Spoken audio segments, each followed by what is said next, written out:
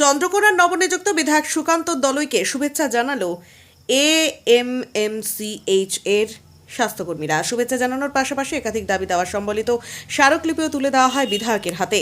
চন্দ্রকোনা 1 নম্বর ও চন্দ্রকোনা 2 নম্বর ব্লকের মোট 39 জন এএনএম কর্মী এদিন উপস্থিত ছিলেন। তাদের মূল উদ্দেশ্য ছিল বিধায়কের মাধ্যমে পশ্চিমবঙ্গের মুখ্যমন্ত্রীর কাছে নিজেদের দাবি পৌঁছে দেওয়া।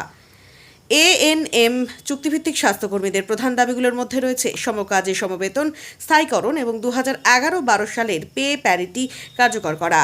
স্বাস্থ্যকর্মীদের বক্তব্য, দীর্ঘদিন ধরে সামান্য পারিশ্রমিকের বিনিময়ে তারা ঝুঁকিপূর্ণ ও গুরুত্বপূর্ণ স্বাস্থ্য পরিষেবা দিয়ে চলেছেন।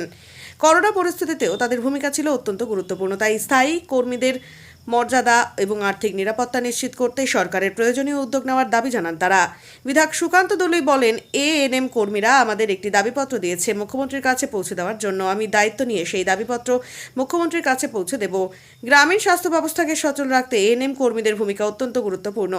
রোদ জল ঝড় উপেক্ষা করে তারা কাজ করে চলেছেন। করোনাকালেও তাদের অবদান ছিল অপরিসীম। তাদের দায়িত্ব ও কর্তব্যের প্রতি আমরা শ্রদ্ধাশীল।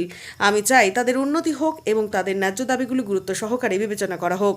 বললে আমাদের একটু মানে কি বলবো ওভারলুক করা হয় সবসময়, একটু দেখাটা কম নয় 8000 আছে 8000 এর উপরে, তার থেকে কম মানে ওই আমরা প্রায় ওই 8756 এরকম একটা আমাদের সংখ্যা আমরা সবাই চেষ্টা করছি যে অনেক দিন আমরা সরকারের কাছে এই বার্তাটা পৌঁছানোর চেষ্টা করেছি, কিন্তু পারিনি নয়, পেরেছি, কিন্তু এটা ওভারলুক হয়ে গেছে বারবার।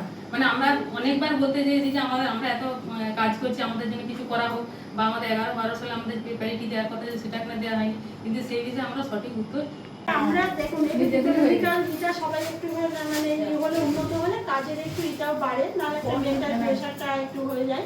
সেজন্য আমরা যখন ট্রেনিং নিয়েছিলাম তখন আমাদের চুক্তিভিত্তিক যে ফর্মটা ছিল ওটা 11 মাসে আমাদেরকে চুক্তিতে প্রথম কাজে পোস্টিং করা হয়েছিল। তারপর বলা হয়েছিল কাজের পারফরমেন্সের উপরে আপনাদের স্থায়ীকরণ করা হবে।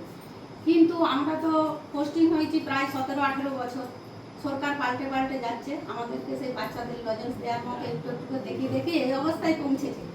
তাই আপনার কাছে আমাদের সবিনয় নিবেদন, আমরা সবাই সমবেত হয়েছি চন্দ্রকোনা 1 এবং 2 ব্লকের যে 39 জন ওয়ার্কার, আপনার মাধ্যমে আমরা আমাদের সমস্ত আশা আকাঙ্ক্ষা আমাদের মুখ্যমন্ত্রীর কাছে পৌঁছে দিতে চাই। এই অনুরোধ রেখে এবং এটা বলবো